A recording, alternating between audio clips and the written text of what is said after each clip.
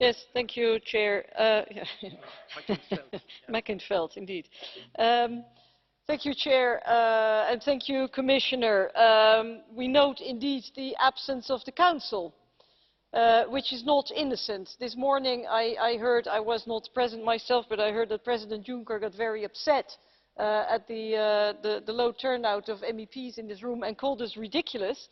Well, I would like to say that the absence of the Council is fairly ridiculous, because we are three EU institutions, the Council representing the Member States, and the Member States are actually responsible for a very important part of the implementation of the things that we are talking about today.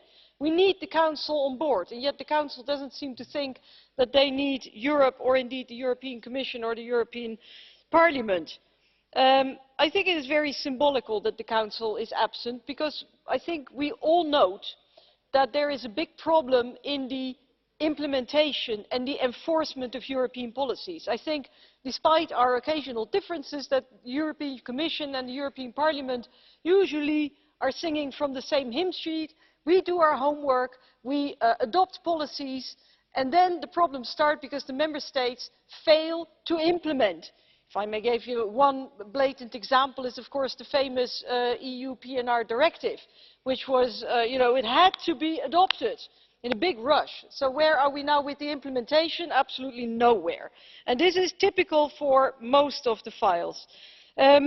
But when it comes to implementation and enforcement, I would also like to look at the Commission, because yes, we're talking about important topics today that we would like the Commission to take initiatives on, but we would also like the Commission to be a bit more assertive when it comes to enforcing EU law against the Member States.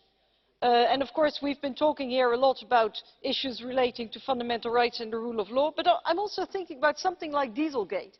Why does it have to be the Americans who take action, who find out? Why isn't it our own authorities? And if indeed we agree that it's the national authorities that implement EU policies, we have to be absolutely sure that that is what they're doing, implementing, applying, enforcing the policies. Because if they fail to do that, then they shouldn't have that power. Then it should indeed be at the EU level. Another request to the Commission, we note that when it comes to files relating to, for example, fighting terrorism, there is a systematic absence of impact assessments. Can we please make sure that from now on, every proposal relating to the fight against terrorism and crime will be accompanied by an impact assessment?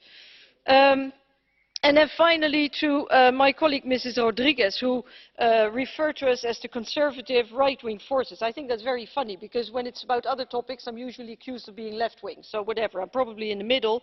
I would say conservative forces are right-wing and left-wing these days.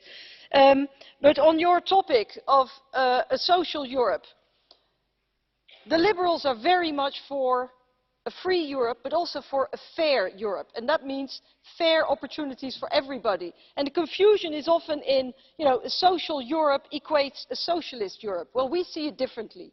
We believe in opportunities, in opening up borders, in giving young people access to the labour market, rather than replacing outdated social security systems at national level with one at the European level. So let's finally give young people an opportunity, people who have been excluded from the labour market, yes, dear colleague, excluded from the labour market. Let's finally give them the same chances as those who are already in a job. I hope that we can do this together with the Commission. Thank you.